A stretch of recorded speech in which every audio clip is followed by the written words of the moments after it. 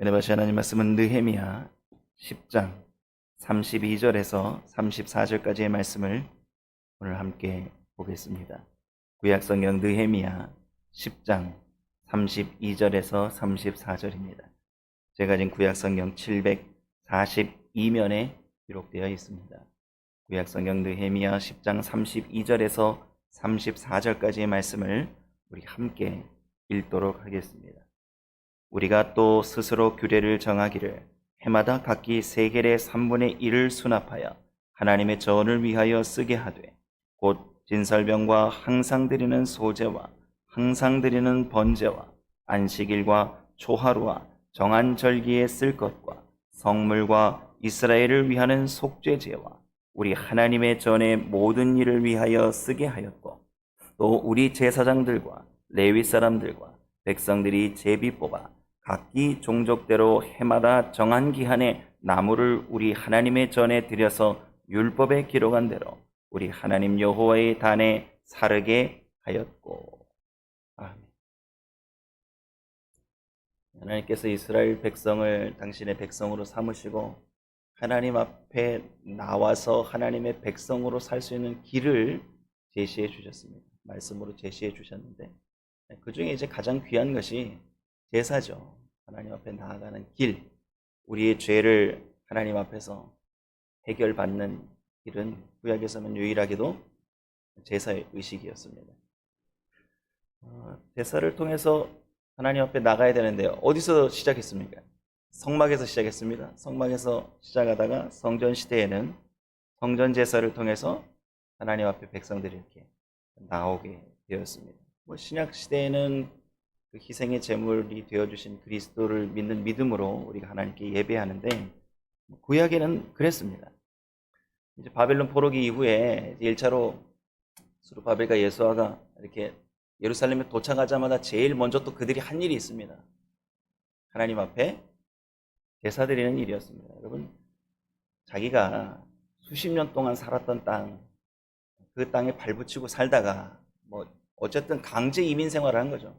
강제로 이민 생활을 하다가 제국이 바뀌고 혼란스러운 시대를 살고 거기서 자식도 키우고 언어도 바뀌고 삶의 문화도 바뀌고 모든 체질이 바뀌어서 그 땅에 이제 적응할 만한 때인데 그럼 짐을 싸가지고 다시 오히려 고향 같은 땅을 떠나서 오히려 낯선 예루살렘으로 돌아온 사람들 아닙니까? 49,897. 어마어마한 숫자가 돌아왔지 않습니까? 오히려 지금 돌아온 고향이 오히려 낯설게 느껴지지 않았을까라는 생각도 듭니다. 그런데 그 돌아온 사람들의 결단이 얼마나 대단했겠습니까? 여기서 우리가 뿌리 내리고 살고 여기서 호의호식하는 사람도 있었을 테고 거기서 잘된 사람도 있을 테고 자식들이 성공할 수 있는 기회도 제공되어지는 그런 땅이었고 제국에서 사는 게 오히려 더 편할 수도 있죠. 그런데 그들이 그걸 다 뒤로 하고 신앙을 회복하겠다고 여호와의 성전이 있는 예루살렘, 유다 땅, 본향으로 약속의 땅으로 이들이 정말 결단하고 온 겁니다. 대단한 믿음의 사람들이 온 거죠. 이 사람들의 믿음이 거기서 드러나는 겁니다. 그래서 에스라 3장 부분이 이렇게 시작하는 부분을 보면 그들이 도착하는 장면이 나오고 에스라 3장 2절에 이렇게 기록되어 있는 말씀이 있습니다. 하나님의 단을 쌓고 하나님의 사람 모세의 율법에 기록한 대로 번제를 드렸다. 오자마자 허물어진 성전을 보면서 얼마나 가슴이 메어졌겠습니까? 하지만 그래도 거기가 여호와의 전이었기에 그 앞에 이제 단을 쌓고 거기서 하나님 앞에 번제를 드린 것으로 그들이 다시 귀한 사역의 첫 번째 과제, 첫 번째 사역으로 그들이 번제를 드렸다는 거죠. 그때로부터 이제 세월이 꽤 흘렀습니다. 8, 90년, 100년 세월이 꽤 흘렀습니다. 그런데 아직까지도 성전 제사가 어느 정도 이제 자리를 잡고 안정이 되고 이제 성전 제사에 대해서 별 걱정 없이 우리가 제사하는 거에 대해서 백성들이 열심을 더 냈어야 되는데 상황이 그렇지 못했던 거죠. 그렇기 때문에 이들이 규례를 정한다고 봐야 됩니다. 오늘 이제 본문 32절을 보면 이제 성전 제사를 회복하기 위해서 그들이 규례를 만드는 내용을 이제 기록하기 시작합니다. 32절 말씀을 다시 한번 같이 읽어보겠습니다. 우리가 또 스스로 규례를 정하기를 해마다 각기 세겔의 3분 1을 수납하여 하나님의 전을 위하여 쓰게 하되. 돈을 걷겠다는 거죠. 3분의 1 세겔을 걷겠다고 합니다. 세겔이 이게 무게 단위입니다. 세겔, 한 세겔이 무게가 11.4g입니다. 11.4g인데 이걸 다 내는 게 아니라 한 사람당 얼마를 내라고요? 3분의 1 세겔씩을 걷자. 이건 내가지고 여호와의 전, 하나님의 전을 위해서 이거 씁시다. 이렇게 규례를 만들어서 언약을 하는 겁니다. 근데 이게 어디서부터 기원을 했냐 하면 출애굽기 30장에 보시면 출애굽기 30장에 그 하나님께서 모세에게 율법을 주실 때에 20세 이상의 모든 남자들, 유다 백성들은 여호와의 전을 위해서, 여호와의 성막 봉사를 위해서 반세겔씩 다 내라 이렇게 말씀하셨습니다. 그러니까 반세겔이면 한 세겔이 11.4g이니까 반세겔이면 5.7g입니다. 그러니까 5.7g에 상응하는 세겔을, 반세겔을 여호와의 전의 봉사를 위해서 내라 이렇게 율법에 기록되어 있습니다. 이제 제가 또 성경을 보면서 왜 또 여기는 3분의 1 세겔인고 이런 생각이 드실 거 아닙니까? 3분의 1 세겔에 대해서 뭐 학자들이 여러 가지 분분한 의견들이 많습니다. 대표적인 의견 중에 두 가지 중에 하나 정도 우리가 이렇게 보고 있는데요. 하나가 뭐냐면 이제 제국이 변하고 시대가 변했기 때문에 무게 단위의 기준이 조금 변하지 않았을까라고 주장하는 학자들이 있고, 또 하나는 느헤미야 시대에 사실 느헤미야 5장을 저희가 볼 때 어떤 일이 있었냐면 유다 지역에 큰 흉년이 있었습니다. 그래서 왜 자식들도 뭐 그 이자 못 갚아서 흉년 때문에 먹고 살 길이 막막하니까 살기 위해서 막 딸들을 이렇게 종으로 파는 그런 일을 우리가 살펴보았지 않습니까?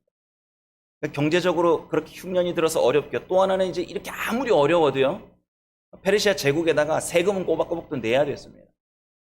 그러니까 지금 유다 백성들, 이스라엘 백성들의 삶이 경제적으로 너무 피폐한 거죠. 그러다 보니까 이 경제적 부담을 조금 완화시키기 위해서 이렇게 하지 않았을까? 뭐 두 가지로 이렇게 좀 요약해서 볼 수 있습니다. 뭐 두 가지 어떤 걸 보든지 우리가 정확히는 알 수 없습니다. 하지만 이 시대의 상황이 하나님 여호와 하나님의 전에 이 성년세 내는 게 상당히 부담스러웠다라는 건 우리가 좀 기억하셨으면 좋겠습니다. 이 성전세가 복음서에도 계속해서 기록됩니다. 그러니까 이 사람들이 이 성전에 대한 제사법에 대한 규례를 만들고 참 열심히 지켰습니다. 이 사람들 대단한 것 중에 하나가 이렇게 뭘 하나 결정하면 오래 지킨다는 거죠. 그냥 400년이 넘도록 한 444년경이라고 역사학자들이 말하는데 400년 이상을 이걸 지키는 겁니다. 그러니까 예수님 당시에도 뭘 거뒀겠습니까? 성전에 필요한 성전세를 예수님 시대에도 거뒀습니다. 그래서 마태복음 17장에 보면 베드로하고 예수님께서 이렇게 성전에 올라가시다가 성전세 걷는 사람을 딱 마주칩니다. 그래서 성전세를 내요. 그때는 얼마였겠습니까? 반 세겔이었습니다. 그러니까 반 세겔을 내야 되니까 이제 예수님께서 베드로에게 명령해서 뭐 가서 물고기 입에 있다 그러고 해서 어쨌든 반 세겔씩을 모아서 한 세겔을 드립니다. 그때 드렸던 그 한 세겔, 그 세겔의 돈이 그 당시에 통용되던 화폐가 아닙니다. 그게 두로 지방에서 만들어졌다 그래서 두로 세겔이라고 그랬습니다. 두로 세겔이라고 만들어 놓은 그 세겔을 왜 썼을까요? 그 동전 제가 사진으로 찾아봤더니 한쪽 면에 사람 얼굴 그려져 이렇게 구조가 되어 있습니다. 한쪽엔 다른 쪽 한 면에는 독수리 문양이 그려져 있습니다. 가정에 계시면서 오늘 시간이 나실 때 두로 세겔을 검색해서 한번 이렇게 보십시오. 한쪽 남자의 얼굴은 헤라클레스, 신화에 나오는 인물이고 한쪽은 독수리 문양이 그려져 있습니다. 그걸 왜 그러면 그 우상의 구조 아닙니까? 그거 하나님 여호와의 전을 위해서 드리는데 그 우상의 형상이 그려져 있는 동전으로 드렸다는 게 솔직히 좀 이해가 안 되는 부분입니다. 근데 이 사람들이 왜 이 세겔을 두로 세겔로 드렸냐 하면 그 은화가 딱 6g 정도 합니다. 그러니까 한 세겔이 11.4g이고 한 사람이 성전세 내는데 필요한 세겔이 뭐 5.7g 정도 되니까 그거 갖다가 그걸로 한 사람 성전세 내는데 그게 너무 편리한 거죠.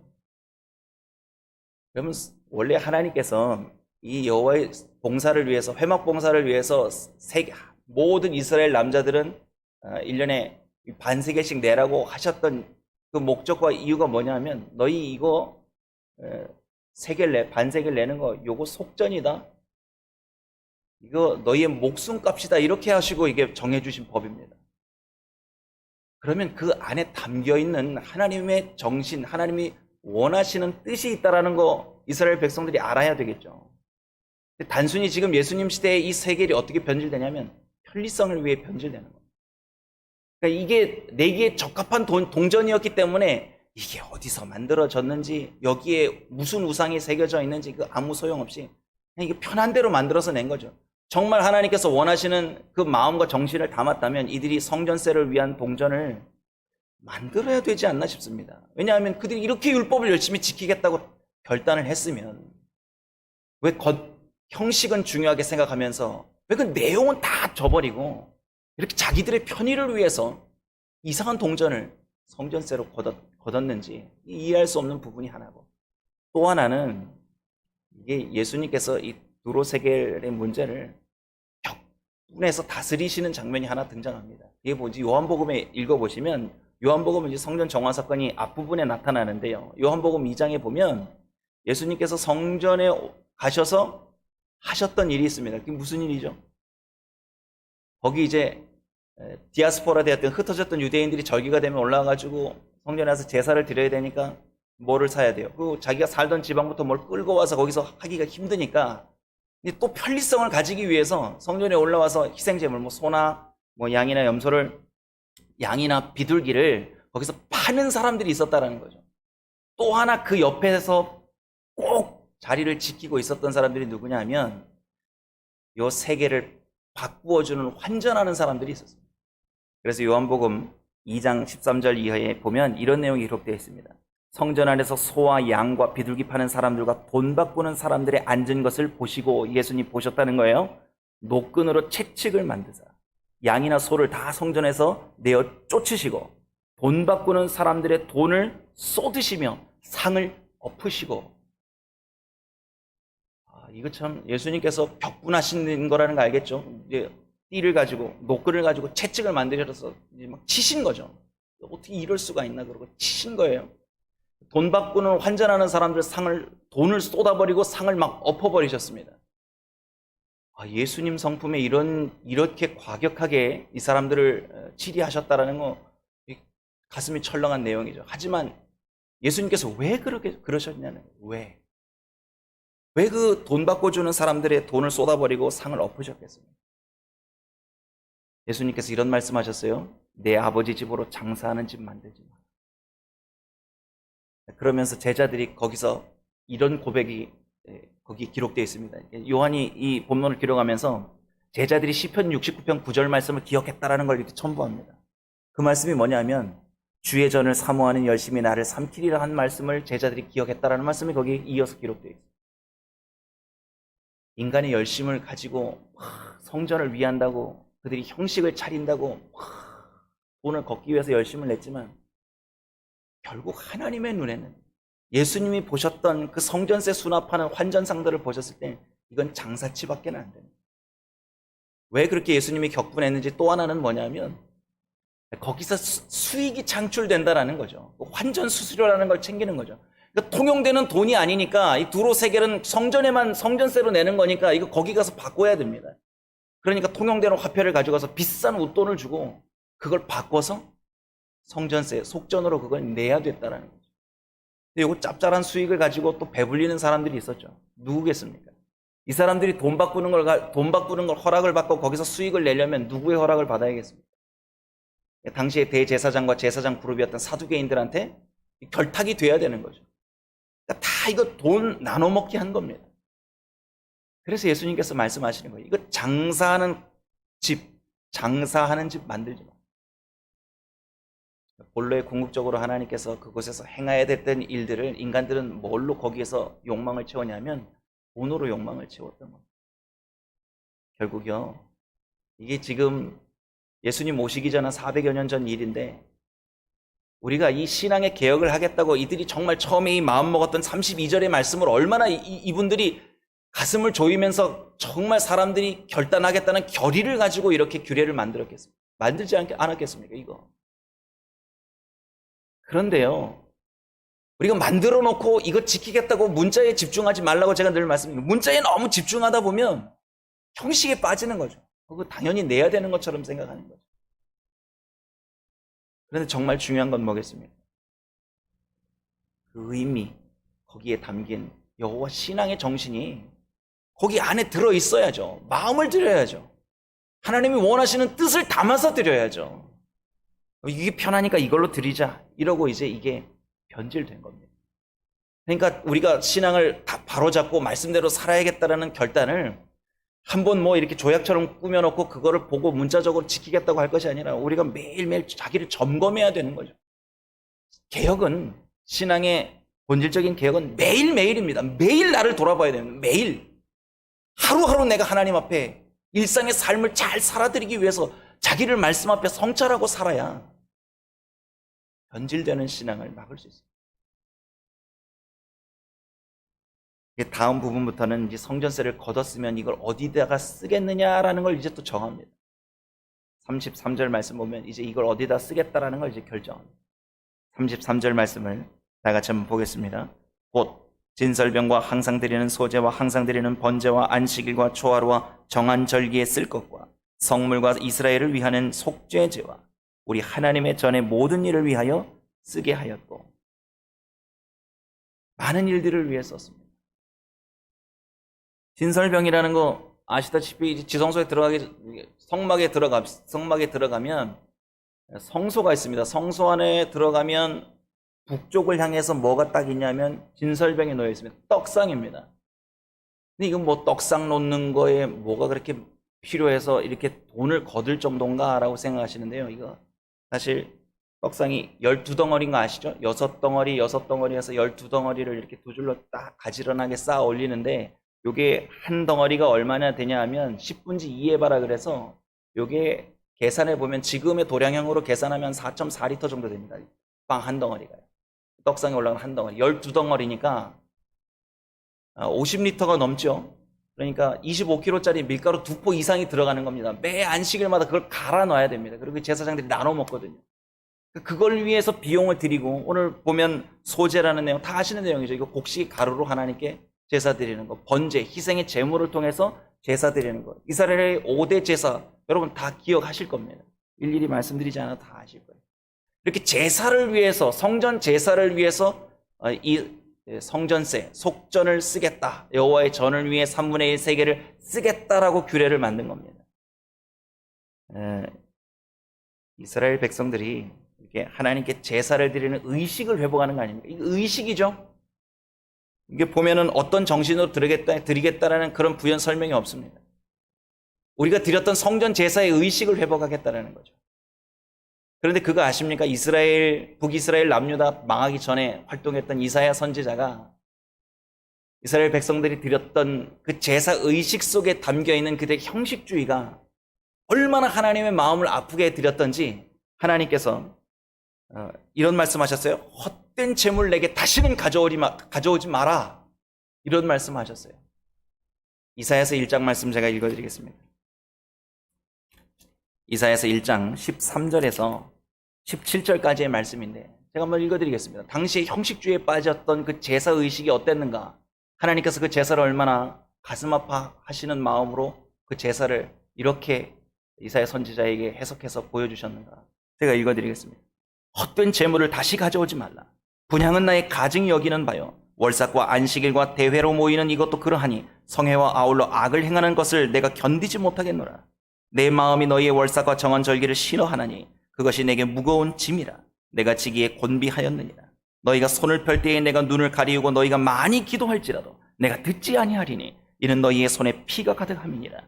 너희는 스스로 씻으며 스스로 깨끗게 하여 내 목전에서 너희 악업을 버리며 악행을 그치고 선행을 배우며 공의를 구하며 학대받는 자를 도와주며 고아를 위하여 신원하며 과부를 위하여 변호하라 하셨느니라.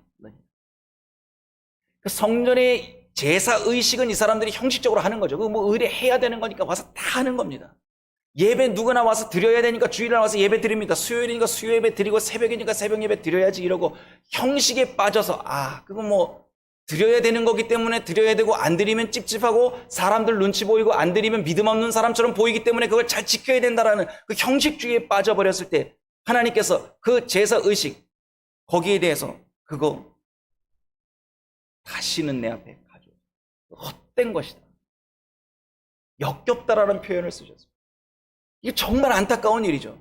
그러니까 지금 하나님께서 하나님이 원하시는 진정과 신령의 그 제사의식의 정신을 가지고 와서 정말 마음과 뜻과 정성을 다하여 생명을 드리겠다라는 그 제사의식에 모든 것을 쏟아낼 수 있는 그 전심의 예배, 전력의 예배, 최선을 다하는 그 의식을 가지고 마음을 가지고 와야 되는데 날짜 됐으니까 절기 되었으니까 왔다가 얼굴 비치고 돌아가는 사람들이 거반이었다라는 거예요. 그래서 하나님께서 선지자들을 통해서 여호와께 돌아와라.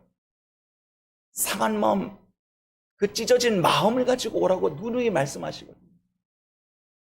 그러지 않습니다. 아무거나 그냥 가지고 시간 되면. 얼마나 무서운 말씀입니다. 그런데 지금 그 말씀이 있고 나서 나라가 망하고 하나님께서 기적적으로 나라는 회복되지 않았어도 고향으로 돌아와서 다시 예배자의 삶을 살 수 있도록 돌려보내주셨는데 여전히 그들 마음 가운데에는 형식주의가 이게 깨지질 않는 거죠. 여전히 그들은 예배 의식의 회복을 위해 또 돈을 모으고 의식을 만들기 위해서 여러 가지 일들을 조서로만 꾸미는 거죠. 그러고 나서 또 다음 절에 가보면 34절 말씀, 나무도 이제 제비를 뽑아서 해야 됩니다. 뭐 정한 법이 있기 때문에 이렇게 했다라고 성경 말씀은 기록되어 있습니다. 상황이 참 어려운 상황이라는 거 알 수 있습니다. 나무도 구해야 되고 뭐도 해야 되고 뭐도 해야 되고 포로기 생활 속에서 돌아와서 뭐 아무것도 없는 땅에 와서 제사를 회복한다는 게 지금 뭐 수십 년 동안 세월 속에서 잘 안 됐던 것 같습니다. 하지만 우리가 성경을 보면서 우리가 드릴 진정한 예배가 어떤 모습인지 여러분 아시지 않습니까? 사도 바울께서 로마서 12장에 보면 우리가 드릴 영적 예배가 이런 거라는 거 우리가 누누이 기억하고 있습니다. 들어서 알고 외우고 어떤 분들은 이걸 매일 기도하고 계시리라 생각되는데 로마서 12장 1절 2절 말씀에 사도 바울이 이렇게 하나님을 향한 예배가 이런 예배다라는 걸 기록하고 있습니다. 그러므로 형제들아 내가 하나님의 모든 자비하심으로 너희를 권하노니 너희 몸을 하나님이 기뻐하시는 거룩한 산 제사로 드리라. 이는 너희의 드릴 영적 예배. 그리고 한 구절을 더 우리에게 주셨습니다. 너희는 이 세대를 본받지 말고 오직 마음을 새롭게 함으로 변화를 받아 하나님의 선하시고 기뻐하시고 온전하신 뜻이 무엇인지 분별하도록. 세상에 살지만 세상과 구별되어진 삶을 통해서 드려지는 예배. 우리의 몸과 마음과 정성을 다한 삶의 예배를 통해서 하나님께서 원하시는 영적 예배를 하나님께서 받기 원하신다는 거죠. 오늘 이 하루 동안에 우리가 드려야 될 진정한 예배 그리고 그 예배의 삶이 무엇인지 말씀을 한번 묵상하시면서 다시 한번 마음 새겨보시는 시간이 되시길 부탁드립니다. 기도하겠습니다. 하나님, 이 시간 우리의 예배가 형식주의에 빠져있지는 않은지 돌아보는 시간이 되게 해주시고 정말 마음과 뜻과 정성을 다한 예배가 무엇인지 그리고 그러한 예배자의 삶이 무엇인지를 오늘 온종일 생각하면서 하나님께서 기뻐하시는 거룩한 산 제사로 내가 살아드리는 이 하루가 되게 해주시기를 예수님의 이름으로 기도드립니다.